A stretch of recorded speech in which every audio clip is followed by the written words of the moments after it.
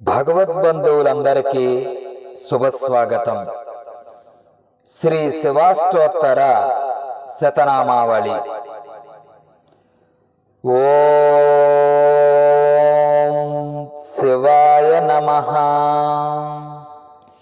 ఓం మహేశ్వరాయ నమః. ఓం సంభవే నమః. ఓం పినాకినే నమః. ఓం శశిరేఖరాయ నమః. ఓం వామదేవాయ నమః.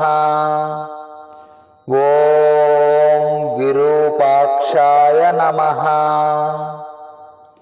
ఓం కపర్దినే నమః. ఓం నీలలోహితాయ నమః. ఓం శంకరాయ నమః. ఓం శూలపాణయే నమః. ఓం కట్వాంగినే నమః. ఓం విష్ణువల్లభాయ నమః. ఓం సిపివిస్తాయ నమః. ఓం అంబికానాథాయ నమః. ఓం శ్రీకంఠాయ నమః. ఓం భక్తవత్సలాయ నమః. ఓం భవాయ నమః. ఓం సర్వాయ నమః. ఓం త్రిలోకేశాయ నమః. ఓం శితికంఠాయ నమః. ఓం శివప్రయాయ నమః. ఓం ఉగ్రాయ నమః. ఓం కపాలినే నమః. ఓం కామారయే నమః. ఓం అంధకాసురసూధనాయ నమః. ఓం గంగాధరాయ నమః. ఓం లలాటాక్షాయ నమః. ఓం కాళకాలాయ నమః. ఓం కృపానిధయే నమః. ఓం భీమాయ నమః. ఓం పరశుహస్తాయ నమః. ఓం మృగపాణయే నమః. ఓం జటాధరాయ నమః.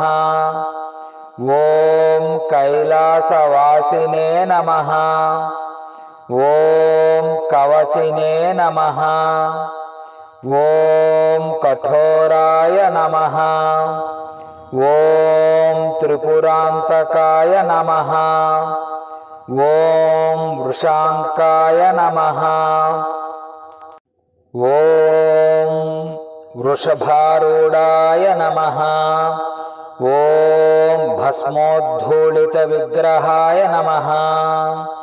ఓం సామప్రియాయ నమః. ఓం సర్వమయాయ నమః. ఓం త్రయీమూర్తయే నమః. ఓం అనీశ్వరాయ నమః. ఓం సర్వజ్ఞాయ నమః. ఓం పరమాత్మనే నమః. ఓం సోమసూర్యాగ్నిలోచనాయ నమః. ఓం హవిషే నమః. ఓం యజ్ఞమయాయ నమః. ఓం సోమాయ నమః. ఓం పంచవక్త్రాయ నమః. ఓం సదాశివాయ నమః. ఓం విశ్వేశ్వరాయ నమః. ఓం వీరభద్రాయ నమః. ఓం గణనాథాయ నమః. ఓం ప్రజాపతయే నమః. ఓం హిరణ్యరేతసే నమః. ఓం దుర్దర్శాయ నమః. ఓం గిరీశాయ నమః. ఓం గిరిశాయ నమః.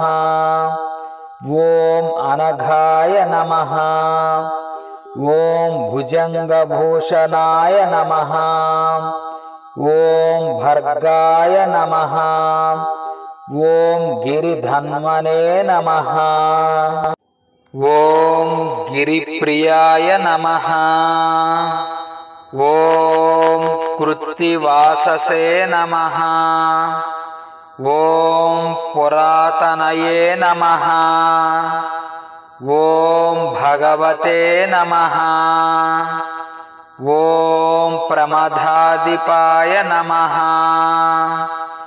ఓం మృత్యుంజయాయ నమః. ఓం సూక్ష్మతనవే నమః. ఓం జగతాత్మినే నమః. ఓం జగద్గురవే నమః. ఓం వ్యోమకేశాయ నమః. ఓం మహాసేనజనకాయ నమః. ఓం చారువిక్రమాయ నమః. ఓం రుద్రాయ నమః.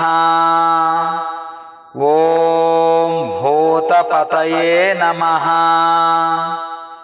ఓం స్థాణే నమః. ఓం అహిర్బుద్ధ్యాయ నమః. ఓం దిగంబరాయ నమః. ఓం అష్టమూర్తయే నమః. ఓం అనేకాత్మనే నమః. ఓం సాత్వికాయ నమః. ఓం శుద్ధ విగ్రహాయ నమః. ఓం శాశ్వతాయ నమః. ఓం ఖండపరసవే నమః. ఓం అజాయ నమః. ఓం పాప విమోచకాయ నమః. ఓం మృడాయ నమః. ఓం పశుపతయే నమః. ఓం దేవాయ నమః. ఓం మహాదేవాయ నమః.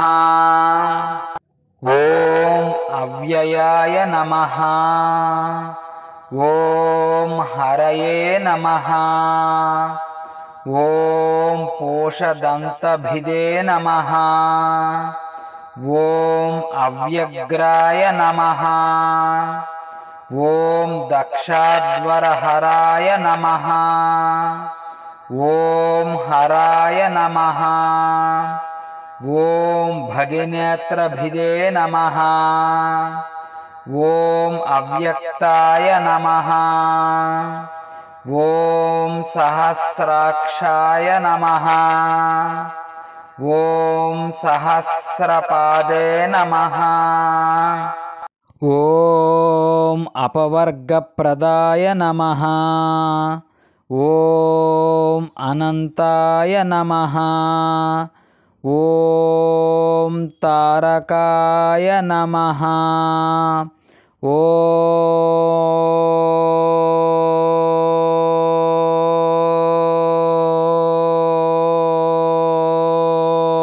ఓం పరమేశ్వరాయ నమః.